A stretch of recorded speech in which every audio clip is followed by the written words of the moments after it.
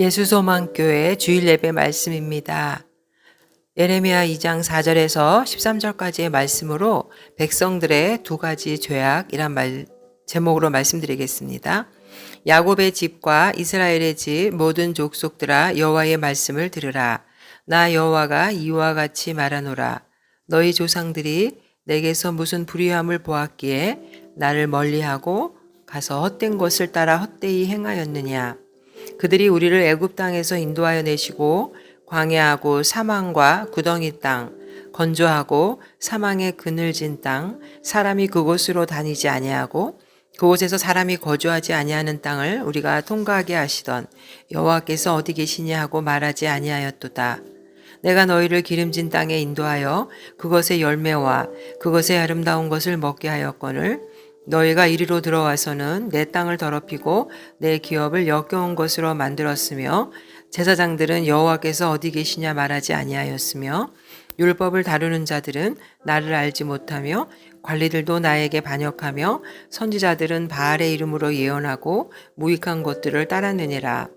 그러므로 내가 다시 싸우고 너희 자손들과도 싸우리라. 여호와의 말씀이니라. 너희는 기띔 섬들에 건너가 보며 게달에도 사람을 보내 이 같은 일이 있었는지를 자세히 살펴보라. 어느 나라가 그들의 신들을 신 아닌 것과 바꾼 일이 있느냐? 그러나 나의 백성은 그의 영광을 무익한 것과 바꾸었도다. 너 하늘아, 이 일로 말미암아 놀랄지어다. 심히 떨지어다. 두려워할지어다. 여호와의 말씀이니라. 내 백성이 두 가지 악을 행하였나니 곧 그들이 생수의 근원되는 나를 버린 것과 스스로 웅덩이를 판 것인데 그것은 그 물을 가두지 못할 터진 웅덩이들이니라. 다윗은 시편 23편에서 여호와는 나의 목자시니 내게 부족함이 없다고 고백합니다. 오직 여호와만을 목자로 삼은 인생은 목자의 보살핌과 사랑만으로도 만족하며 행복한 삶을 살아간다는 의미입니다. 오직 하나님만으로 만족하는 다윗을 하나님은 이스라엘의 통일 왕국의 초대 왕으로 선택해 주셨습니다. 이처럼 하나님의 전능하심을 깨닫는 인생은 참 만족을 누리며 살아갈 수가 있습니다. 사도 바울 역시 빌립보서 4장에 보면 오직 주 안에서 자족함을 배웠다고 말하고 또 빌립보서 3장에서 자신에게 유익하던 모든 것들을 주님을 위해서 배설물로 버린다고까지 말했습니다. 그러나 이러한 주님만으로 만족을 느끼지 못하는 진리를 깨닫지 못하는 인생은 하나님을 떠나게 되고 사단의 종이 되어서 사단이 원하는 세상의 것으로만 만족하려고 하지만 결국 더 욕망에 만족감을 얻을 수 없어서 탐욕과 타락의 길로밖에는 빠질 수가 없는 것입니다. 그리고 더 안타까운 것은 하나님을 떠나 우상을 섬기는 인생은 사단의 종이 되어 하나님의 영원한 심판과 진노를 면할 수 없다는 것입니다. 이사야 43장 11절에 보면 곧 나는 여호와라 나 외에 구원자가 없느니라. 우상을 만드는 자는 다 허망하도다. 그들이 원하는 것들은 무익한 것이거늘 그것들의 증인들은 보지도 못하며 알지도 못하니 그러므로 수치를 당하리라. 죄악으로 말미암아 멸망받아야 될 인간이 오로지 돌아와야 할 곳은 영원한 생명을 주시는 하나님의 품입니다. 요한복음 5장 24절에도 내가 진실로 진실로 너에게 이르노니 내 말을 듣고 또 나 보내신 이를 믿는 자는 영생을 얻었고 심판에 이르지 아니하나니 사망에서 생명으로 옮겼느니라 말씀하십니다. 오늘 말씀은 하나님을 떠나 은혜를 저버리고 우상을 섬기다가 결국은 하나님의 진노와 심판을 받게 되는 남유다 백성들의 죄악에 대한 말씀입니다. 오늘 말씀이 우리에게 주는 교훈이 무엇인지 함께 은혜를 나누는 시간 되시기를 바랍니다. 오늘 에레미야서 2장 4절에부터 에레미야 선지자는 남유다 백성들을 향해서 하나님의 심판을 선포합니다. 에레미야는 유다 제16대 왕 요시야 기원전 627년에 소명을 받아서 예루살렘이 함락되어 유다가 완전히 멸망할 때 유다 왕 시드기야 11년 기원전 586년까지 40년간 선지자로 활동하였습니다. 그리고 예레미야는 예루살렘이 함락된 후에도 죽거나 포로로 끌려가지 않고 생존했지만 예루살렘 멸망 직후에 애굽으로 피신한 일단의 무리들에 의해서 애굽으로 끌려가 거기서 생을 마감한 것으로 추정되고 있습니다. 에레미야가 선지자로 처음 소명을 받을 때 기원전 627년에는 요시야 왕이 한창 종교개혁을 일으킬 때였습니다. 기원전 722년에도 북이스라엘이 하나님의 심판의 도구로 사용된 그 아수르에 의해서 멸망당한 이래 그래도 남유다는 선민 역사의 명맥을 근근히 유지하고 또 북이스라엘의 그 멸망해 주는 역사적 교훈에도 불구하고 히스기야 13대 히스기야 왕 이후에 14대 오나세 15대 왕 아몬 이들의 긴 통치기를 지나면서 이들은 우상 숭배를 비롯해 극심한 종교적이고 도덕적인 그 혼란에 빠지게 되었습니다. 이로 인해서 유다는 하나님의 선지자들로부터 멸망과 심판의 경고를 듣게 됩니다. 그러던 차에 유다의 마지막 선왕이라고 할 수 있는 분열 왕국 이후 가장 의로운 왕이라고 할 수 있는 요시야가 629년 종교개혁을 단행하고 또 622년에는 성전에서 율법책도 발견함으로써 종교개혁에 이제 박차를 가하게 되지만 그러나 이 요시야의 개혁 운동도 유다 사회의 누적된 타락과 또 습관화된 그 우상 숭배를 돌이키기에는 역부족이었고 또 요시야 자신도 애국가의 그 무기토 전투에서 전사함으로 그의 종교개혁은 물거품으로 돌아가게 되었습니다. 그 뒤를 이은 여호아스 또 여호와김 이런 왕들은 요시야가 금지했던 므낫세와 아몬 왕 당시의 우상 숭배를 부활시켰고 또 심지어는 하나님의 심판을 경고하는 참 선지자들을 박해하고 하나님의 예언이 기록된 두루마리를 불태우는 등 만행을 저지르기도 하였습니다. 그리고 그 뒤를 이은 여호와긴과 시드기야 왕도 결코 그들에게 뒤지지 않을 정도로 철저하게 여호와의 신앙을 외면하여서 결국 기원전 586년에 남유다는 바벨론의 4차 침공을 받아 완전히 멸망을 하고 맙니다. 예레미야는 이런 시대 속에서 627년에서부터 586년에 정말 40년 동안 철저하게 유다의 멸망의 현장에서 가장 치열하게 활동한 선지자였고 또 그가 그 백성들에게 말한 그 결론적인 그들의 죄악은 바로 13절 말씀 그들이 하나님을 버린 것이고 또 다른 하나는 물을 담지 못하는 웅덩이를 스스로 팠다는 것입니다. 이 말씀은 정말 스스로 신실하신 하나님과의 언약을 파기하였고 전혀 도움이 되지 못했던 이방신을 섬기고 의지했다라는 것입니다. 이스라엘은 여호와 하나님을 향한 예배를 버리고 대신 그 지역에 따라서 다른 이름으로 여러 가지 이름으로 불리우고 다양하게 표현되었던 그 가나안 땅의 토착신 바알을 섬겼습니다.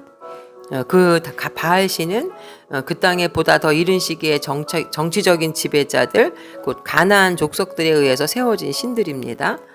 그리고 이 남유다는 그들의 이러한 그 바알 우상 숭배로 인한 배교가 하나님의 심판으로 환난을 당하자 결국 다른 나라들 앞에서 정치적인 약화와 실패를 초래하게 되었을 때 그들은 그 쇠퇴해가는 힘을 다른 제국주의적 열강, 특히 남으로는 애굽, 북으로는 아수르와의 동맹을 맺음으로써 회복해 보려고 노력을 했습니다.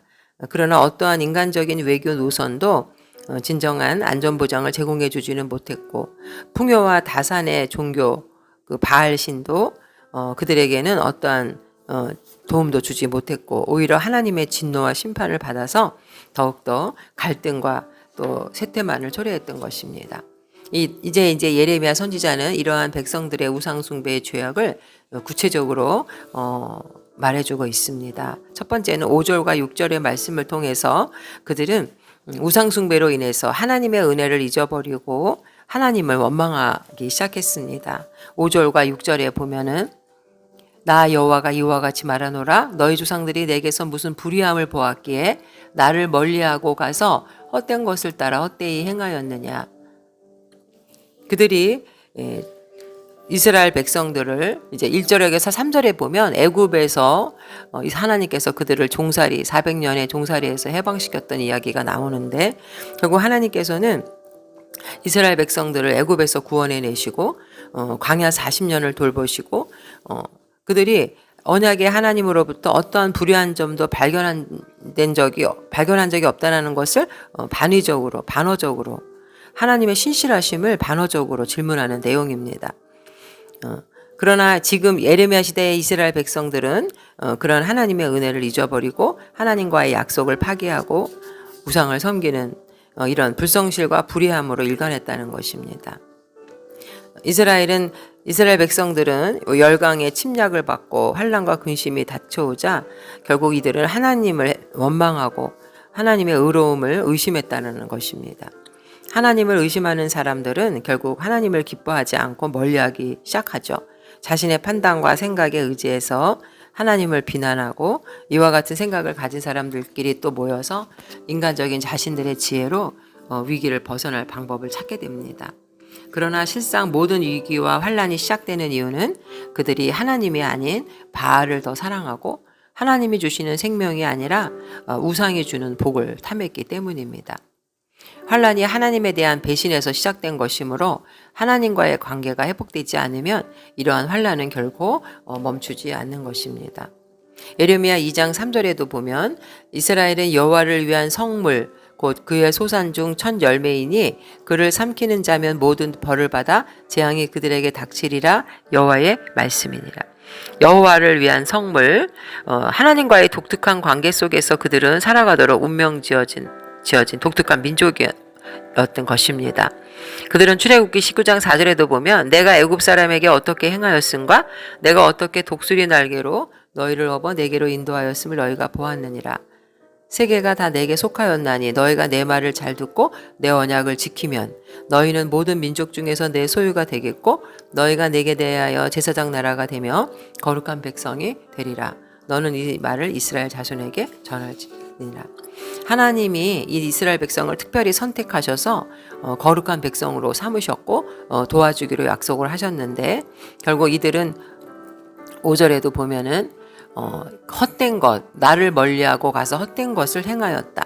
여기서 헛되다라는 것은 김, 수증기 이런 그런 단어를 나타내는데 하나님을 떠나 우상을 숭배한 것이 얼마나 허무한 것인지를 강조해서 말하고 있습니다. 로마서 1장 22절에도 보면 스스로 지혜 있다 하나 어리석게 되어 썩어지지 아니하는 하나님의 영광을 썩어질 사람과 새와 짐승과 기어다니는 동물의 모양의 우상으로 바꾸었느니라. 하나님을 떠나 우상을 섬기는 자들의 인간의 모습이 여기 적나라하게 소개되고 있습니다. 예레미야 시대의 이스라엘 백성들은 하나님의 인도하심과 보호하심을 의심하고 하나님의 살아계심조차도 의심하는 그러한 불신앙의 태도를 취했다고 예레미야 선지자는 이렇게 지적하고 있습니다.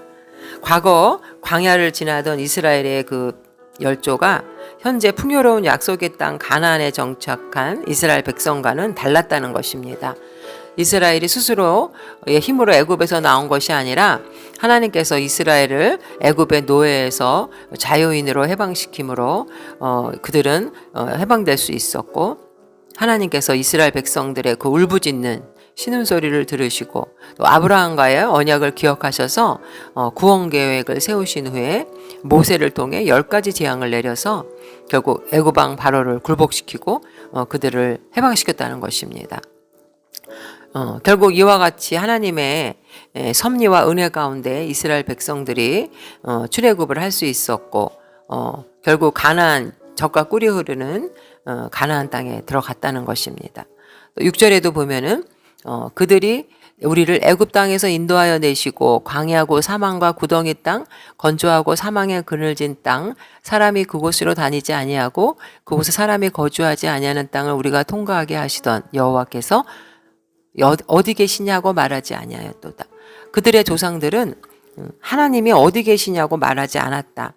결코 의심하지 않았다는 것이죠. 그러나 지금 이스라엘의 예레미야 시대 이스라엘 백성들은 하나님의 존재를 망각하고 살아계심을 의심하였다는 것입니다. 과거 그들의 조상들은 출애굽 사건과 40년 광야 생활을 하는 동안 하나님의 구원하심과 보호하심을 의심하지 않고 신실하게 그 언약을 지키고 함께 동행을 하며 때를 따라 공급하시는 그 만나와 메추라기, 그것을 생생히 경험하였기 때문에 여호와께서 어디 계시냐라고 감히 반문할 필요가 없었다는 것입니다. 그러나 지금 예레미야 시대의 이스라엘 백성들은 하나님을 의심하고 우상을 섬기고 또 7절에 보면 내가 너희를 기름진 땅에 인도하여 그것의 열매와 그것의 아름다운 것을 먹게 하였거늘 너희가 이리로 들어와서는 내 땅을 더럽히고 내 기업을 역겨운 것으로 만들었다. 결국 바알 숭배를 여기서 얘기하고 있습니다. 그들은 여호와께서 어디 계시냐고 말하지 않는다. 8절에 제사장들은 여호와께서 어디 계시냐 말하지 않는다. 결국 이스라엘 백성들이 하나님의 은혜를 잊어버리고 더 이상 여호와의 이름을 부르지 않았다. 이런 것입니다. 하나님이 주신 온갖 아름다운 열매와 그 말씀의 양식을 다 삼켜버리고 배은 망덕에 빠져 있다는 것이죠. 결국 하나님의 은혜를 잊은 자들은 스스로를 높여서 자신들이 생명의 양식을 만들어낼 수 있는 것이라고 믿고 결국 스스로 웅덩이를 파는 패악을 저지르게 되고 하나님의 은혜를 묵상하고 인내로 기다리지 못하기 때문에 우상을 찾아가서 다른 은혜와 구원을 소망하게 되는 것입니다. 그리고 마지막 두 번째는 그들의 죄악은 하나님의 말씀을 곡해하고 남용하기 시작했습니다. 8절에 보면은 8절 이후에 이제 9절부터 보면은 그러므로 내가 다시 싸우고 너희 자손들과도 싸우리라. 그리고 8절에 보면 율법을 다루는 자들은 나를 알지 못하며 관리들도 나에게 반역하며 선지자들은 바알의 이름으로 예언하고 무익한 것들을 따르느니라. 즉 이스라엘의 전반적인 제도에 배도 행위가 만연하였음을 지적합니다. 이스라엘의 지도자들인 제사장들, 율법 전문가들, 정치 지도자들, 선지자들의 죄악을 하나씩 열거하고 있습니다. 하나님의 임재를 구하지 않는 제사장, 율법의 지식만 있고 하나님에 대한 전인적인 알미 없는 지식적인 율법 전문가들, 주변 강대국들과 조약을 체결함으로 그들의 신들을 그 땅에 들여온 정치 지도자들, 심지어 선지자가 바알의 이름으로 예언하는 선지자들, 타락한 이런 이스라엘의 우상숭배와 관련돼서 이들은 크나큰 책임이 있는 사람들입니다. 제사장의 배도를 지적하면서 8절에 여호와께서 어디 계시냐 말하지 아니하였다. 즉 이들은 6절에서는 이스라엘의 조상들이 하나님의 임재를 경험함으로 함께 동행했기 때문에 여호와께서 어디 계시냐고 반문할 필요가 없었다는 긍정의 의미지만 8절에서는 하나님의 임재와 도우심을 간구하지 않았다는 그런 부정적인 의미를 말하고 있습니다. 예레미야는 자기 시대의 제사장들이 백성의 중보자로서 백성의 재물과 삶의 문제를 가지고 하나님 앞에 나아가 하나님의 뜻을 찾지도 않고 하나님의 응답을 기대하지도 않았다는 것을 비판하고 있습니다. 당시 우상숭배에 빠진 백성들은 더 이상 여호와 앞에 재물을 가져오지 않았습니다. 그래서 백성의 재물이 없으면 생계를 유지하기 힘들었던 제사장들은 스스로 나서서 이방신들을 섬기는 제사의식을 집례해주고 자신들의 몫을 챙겼던 것입니다. 또한 율법 전문가들이 하나님을 알지 못한다는 것도 정말 비극이 아닐 수 없는데 결국 율법의 핵심이라고 할 수 있는 것은 신명기 6장 4절부터 이스라엘아 들으라 우리 하나님 여호와는 오직 유일한 여호와이시니 너는 마음을 다하고 뜻을 다하고 힘을 다하여 내 하나님 여호와를 사랑하라. 이러한 말씀을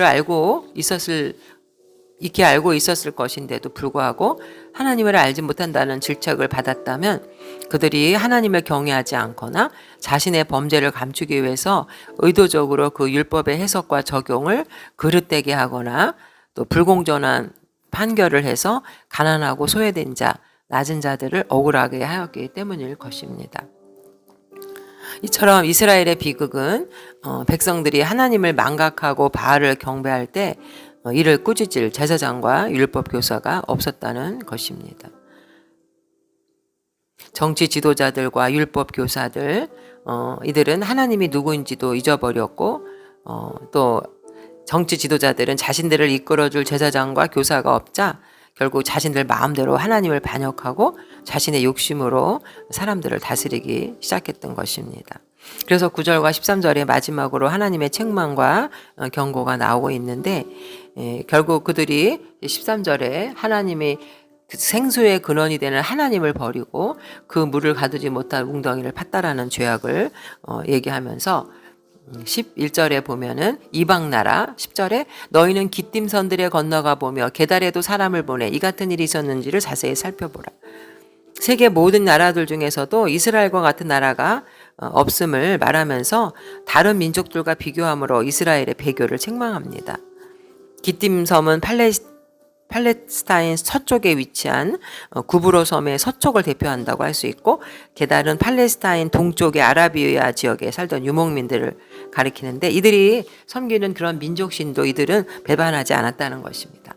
오늘 말씀이 우리에게 주는 교훈은 결국 우리는 이스라엘 백성들이 하나님을 섬기지 않았던 것이 아니라 하나님과 함께 다른 이방신을 섬겼고 하나님과 함께 아수르나 애굽 이방 나라를 의지하고 섬겼다는 것입니다.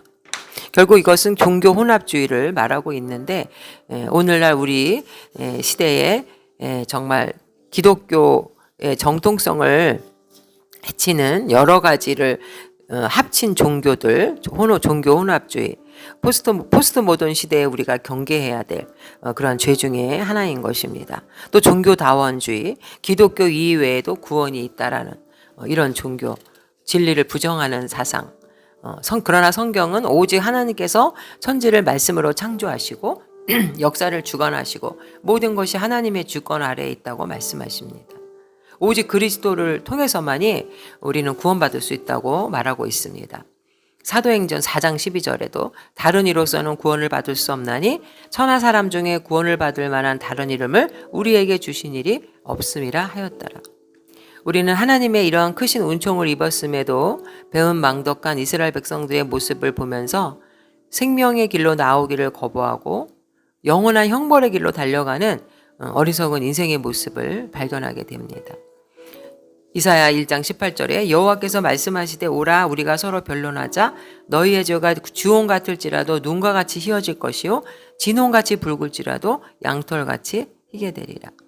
오직 우리의 죄 예수 그리스도의 보혈의 공로로만 제사함 받고 영원한 생명을 얻을 수 있다는 것을 깨닫고 생명의 길에서 벗어나는 어리석은 인생이 되지 않도록, 또 우리의 신앙이 시간이 흐름으로 부패하지 않도록 늘 하나님 말씀 가운데 깨어있는 복된 자들이 되시기를 주님의 이름으로 축원드립니다. 아멘.